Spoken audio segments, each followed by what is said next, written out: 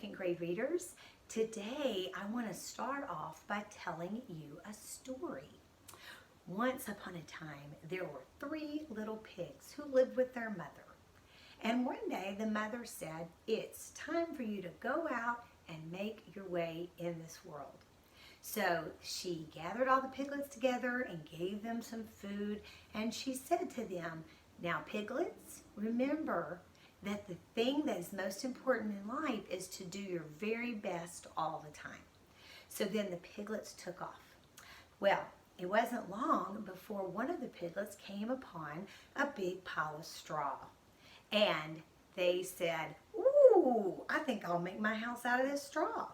And the older brother said, "Now, listen, that's not going to be a very strong house." And he said, "It'll be quick, it'll be easy." And so he built his house out of straw.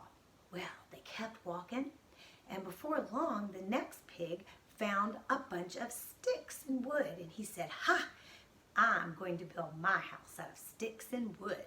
And so the big brother said, "That doesn't seem like a very strong house." But the other pig said, "Listen, I can get this done quickly." So off he went with the wood, and he built himself a house. Well, the third pig kept walking, and he found a lot of bricks. So he said, "This will be a very strong, sturdy house." Now, it took him a while longer to build his house, but when he was done, he had a beautiful brick home. Well, it wasn't long before the big bad wolf came along, and he got to the first house and he knocked on the door and he said, little pig, let me come in." And the little pig said, "Not by the hair of my chinny chin chin."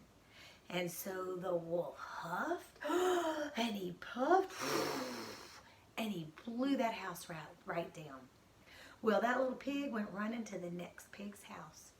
And before long, that big bad wolf came right up to that other house and he said, knocked on the door, little pigs, let me come in." And the little pig said, "Not by the hair of our chinny chin chins."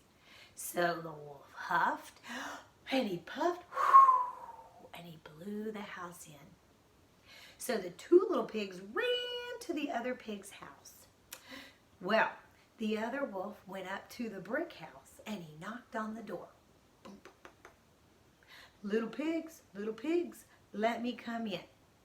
Well, blah, blah, blah, blah, blah, and you know what happened. Is that how you're used to the story going? Did Miss Winters give you a very good ending to that story? I'm guessing right now you're going, "No, that's not a good ending to a story. I don't even know what happened." What happened, Miss Winters? Well, today, boys and girls, I want to talk about how important the endings are to a story.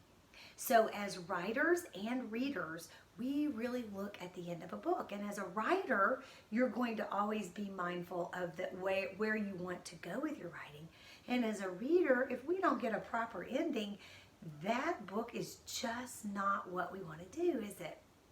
So I want us to think about two very important questions that every author should ask themselves as they're writing the book, and that every reader should be able to answer.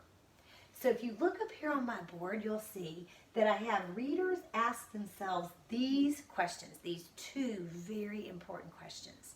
First, they ask, why did the author end the story that way? Why did they end the story that way? And then the second question is there an important lesson to learn?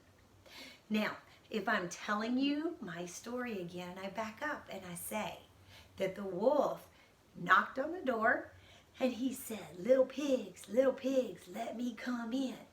And the little pig said, "Not by the hair of our chinny chin chins." And the wolf huffed and he puffed and the house stood.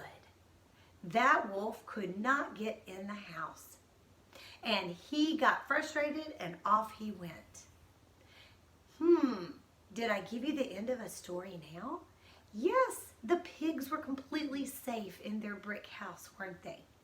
And the wolf couldn't do anything about it, so he left. I want you to think about the reason that I ended the story that way is because I wanted the pig that had built the house with bricks to win, right? That was the point.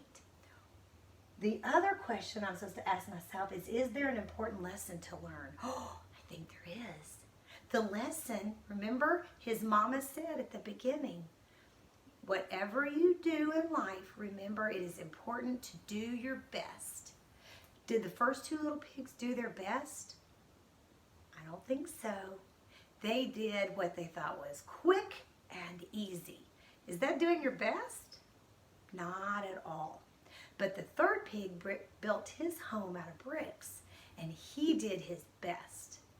So the reason that I ended the story the way that I did was so that you would know there was an ending to the story. The ending is that the pig that built the brick house did a great job. He applied the lesson, which is that you always try your best. And if you always do your best, then you will always come out on top.